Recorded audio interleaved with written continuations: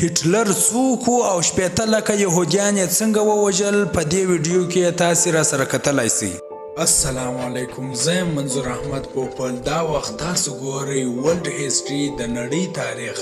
د هټلر اصلي نوم ایډولف هټلر و. هټلر اتریشي الاصله جرمني سیاستوال و. هټلر په اتریش کې وزیږېدی او لینز ته څیرمه رالوی سو. وروسته نوموړي د 19مې سلیزې په لومړۍ لسیزه کې په ویانا کې ژوند وکړ او په 1914 کال کې جرمني ته کډه سو. د نوموړي پلار الویس هټلر نومېدی. هټلر په لینز ښار کې ښوونځی ویل. د نوموړي هیڅ نه زده کېدل ځکه یې پلار ناهیلی کړی و. ځکه پلار یې غوښتل چې هټلر به د ده په څیر یو دولتي مامور سي، خو هټلر غوښتل چې یو هنرمند سي. په 1909 کال کې هټلر د اتریش په ښار کې د هنر کوشش وکړ، خو د هنرونو اکاډمۍ ته هم کامیاب نسو. کله چې هټلر په ویانا کې اوسېدی نو د جرمنیانو پرته یې ټول خلک بد ایسېدل. هټلر خپله اسټریایي و، خو په جرمني ژبه یې خبرې کولې ځکه یې ځان جرمن ګاڼه. د به په اسټریایي حکومت منډې وهلې ځکه 8 ژبې یې رسمي اعلان کړې وې. په 1914 کې هټلر د جرمني مونیټ ښار ته ولاړی. کله چې په 1914 کې نړیواله جګړه پیل سول،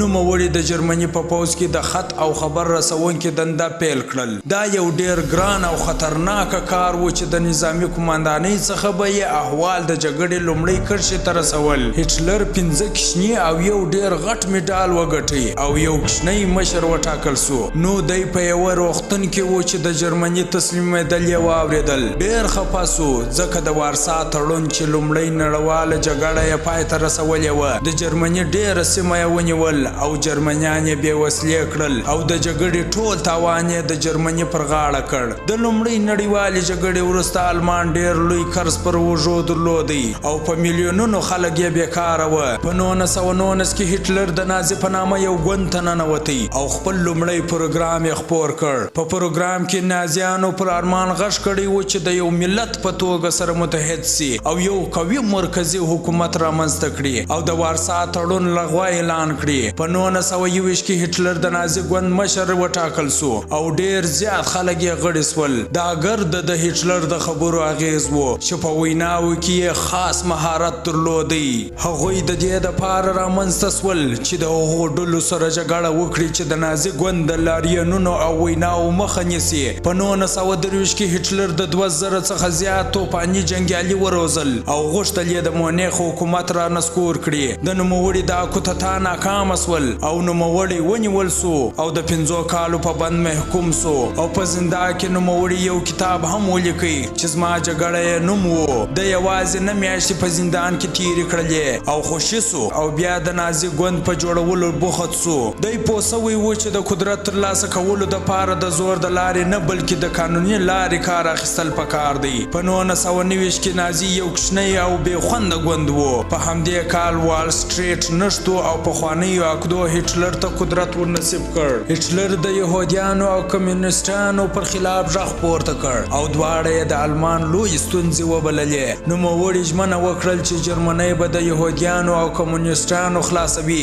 او د اروپا جرمني ویونکي ژبې خلک به سره یو کوي. د 1922 په ټاکنو کې نازي 40 سلنه رایې وګټلې او د المان ولسمشر پاول ون هټلر خپل لومړی وزیر وټاکی. کله چې 1934 کې پاول ون مړ سو نو هټلر چې د پخوا څخه یې هم د ټول المان واک درلودی، ځان یې یوازینی مشر اعلان کړي. د هټلر تر سیوري لاندې هیڅ ازادي نه وه، حکومت هر طرف خپله کنټرولوي. نو هټلر ډېره پیاوړې پروپاګنډه وکړل ترڅو ملت یې دا ومني چې په المان کې بشپړ اریایي نژاد وساتل سي. نو ټول مخالفینو دته د لیوني خطاب ورکړ او دا پلان وروستی حل وبلی. په 1929 کې دوهمه نړیواله جګړه پیل سول او هټلر د دې دپاره پر پولینډ حمله وکړل چې الماني ژبه ویونکي ټول سره یو سي.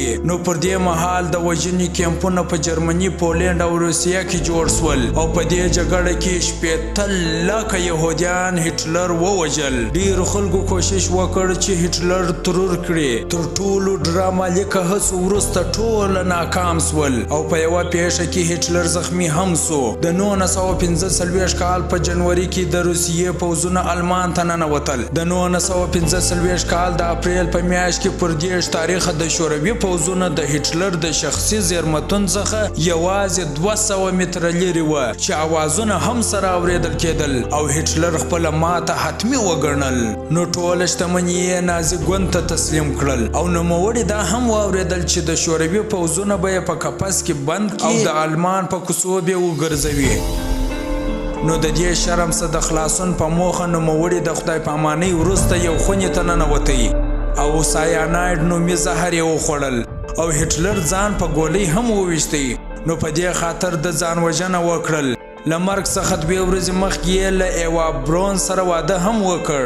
هغې پریکړه کړې وه چې د هټلر سره به یو ځای ځان وژنه کوي. د دواړو جسدونه وروسته وسوځول سول او ایرې د دولتي ماڼۍ لاندې ښخې سوې او 2 ورځې وروسته آلمان تسلیم سو.